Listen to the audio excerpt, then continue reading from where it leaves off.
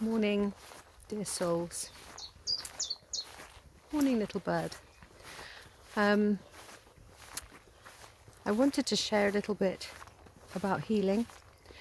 Those of you that know me will know that I'm on a healing path, and probably don't mention it enough for people that might actually find these videos useful. Yeah, I probably should mention it more. Now, I was just walking down here, and it suddenly came to me to share about my walking, about my mindful walking. And not such a long time ago, I wasn't able to really walk that far. And then before you know it, I'm walking miles each day. And I hadn't even thought about it.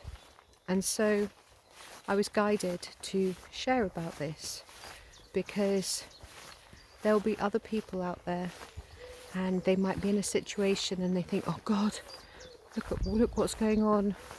But change is always going to happen. Nothing stays the same.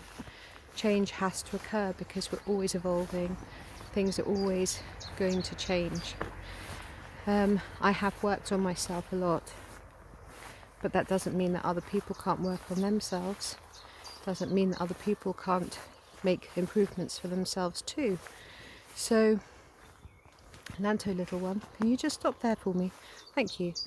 So, if you're undergoing a healing journey and it's looking bleak and you wonder if there's going to be any hope, then the first thing is obviously you must believe in yourself.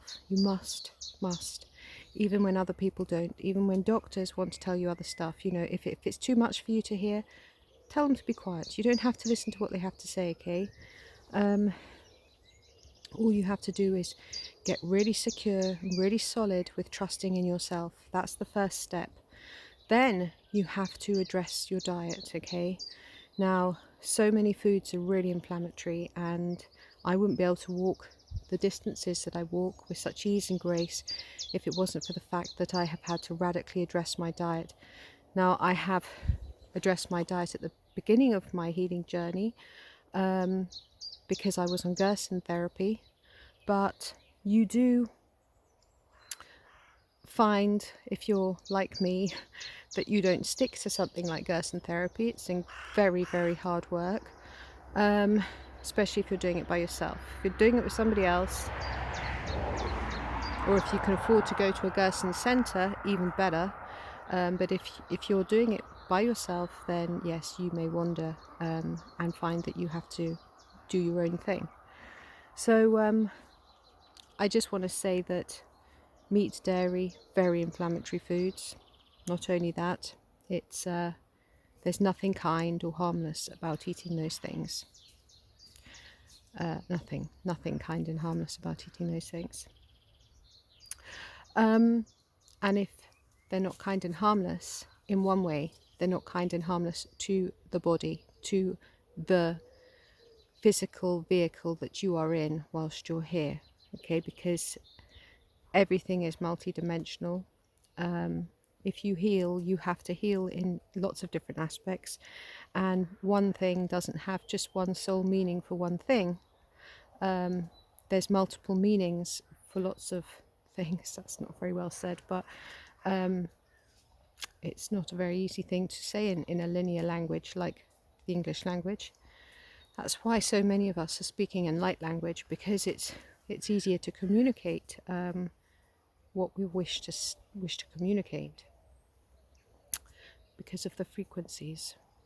So do address your diet. Cut out the dairy, cut out the meat, cut out the fried food.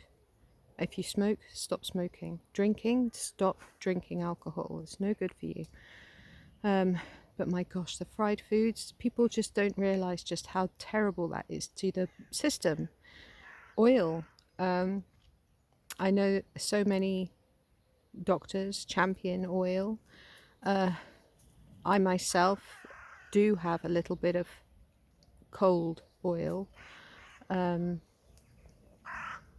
which is not ideal because it's not necessary. You know, if you're eating things like avocado, nuts, obviously soak your nuts first.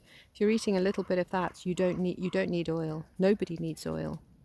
Nobody needs to eat oil, but you know, if you're eating it, okay, but do yourself a favor. Fried foods, ditch it immediately. It's really not good for you. So yes, do address your diet. So first of all, believe in yourself.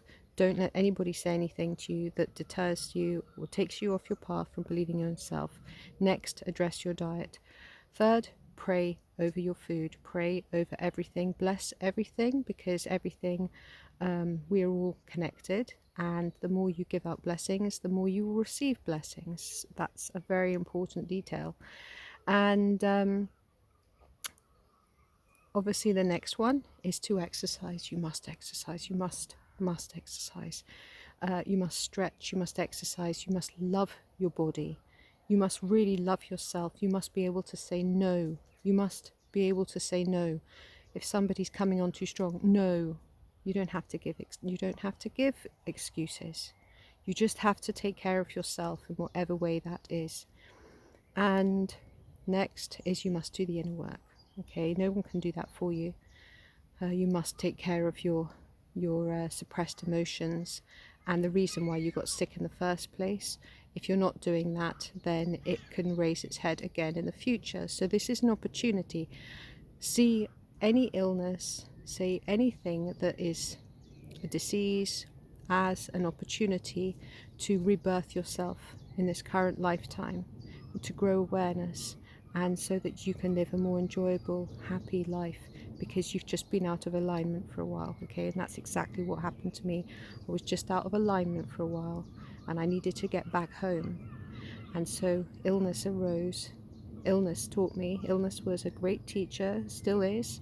I'm still getting lessons, but I am so filled with love and appreciation, and you know what, at first you really are scared and fearful, but then you move beyond all of these lower frequencies and you come out and you find yourself joyful, radiant, happy. And so I just want to share, this is the thing, is that I really want to share about love, because it's all down to love. Loving yourself. Obviously you must love yourself so that you can love others. But I want to share, I want to let other people know that if you've got an illness, you can move through it with grace and with flow. You don't have to let it be a hindrance to your life. And to get back to the walking, every day I walk a few miles, and not such a long time ago I could barely walk. Admittedly, if I sit down for a while, I'm very, very stiff, but my joints are becoming less stiff the more I'm tweaking my diet and working on becoming more raw food, actually, but being very aware of certain foods that I'm not compatible with, because there's certain foods that we're not compatible with. I like tomatoes, but tomatoes irritate my gut. So, you know, I write a list. I used to do that years ago, and I'm doing it again now. So I hope this is helpful. Love yourselves, love yourselves, love yourselves. You're beautiful, you're divine love. God bless you all. Peace, and catch you soon.